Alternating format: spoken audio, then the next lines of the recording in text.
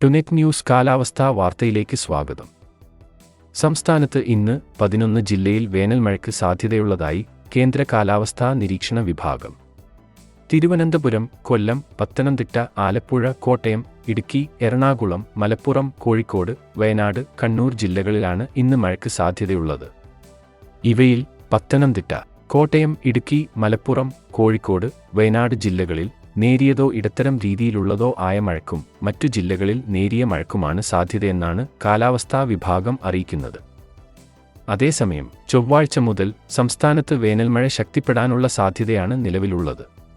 ശക്തമായ മഴയ്ക്ക് സാധ്യതയുള്ളതിനാൽ ചൊവ്വാഴ്ച വയനാട് ജില്ലയിലും ബുധനാഴ്ച മലപ്പുറം ജില്ലയിലും കേന്ദ്ര കാലാവസ്ഥാ നിരീക്ഷണ വിഭാഗം യെല്ലോ അലർട്ട് പ്രഖ്യാപിച്ചിട്ടുണ്ട്. സംസ്ഥാനത്ത് അനുഭവപ്പെടുന്ന കൊടുംചൂടിനും ഇന്നലെ മുതൽ ആശ്വാസമുണ്ടാകുമെന്നും ഉഷ്ണതരംഗ സാഹചര്യം ഇല്ലാതാകുമെന്നും സ്വകാര്യ കാലാവസ്ഥാ നിരീക്ഷണ വിഭാഗമായ മെറ്റ്ബീറ്റ് വെതർ കഴിഞ്ഞ ദിവസം അറിയിച്ചിരുന്നു.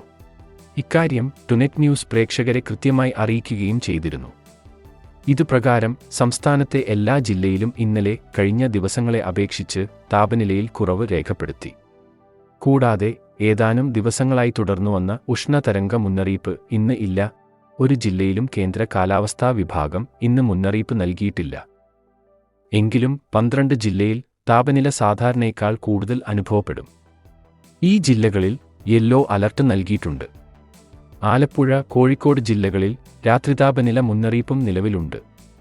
കള്ളക്കടൽ പ്രതിഭാസത്തിന്റെ ഭാഗമായി കേരളം, തെക്കൻ തമിഴ്നാട് തീരങ്ങളിൽ നാളെ രാത്രി 11:30 വരെ 0.5 മുതൽ 1.5 വരെ മീറ്റർ ഉയരമുള്ള അതിതീവ്ര തിരമാലകൾ കാരണം ശക്തിയേറിയ കടലാക്രമണത്തിന് സാധ്യതയുള്ളതിനാൽ ദേശീയ സമുദ്രസ്ഥിതി പഠന ഗവേഷണ വിഭാഗം ഓറഞ്ച് അലർട്ട് പ്രഖ്യാപിച്ചു.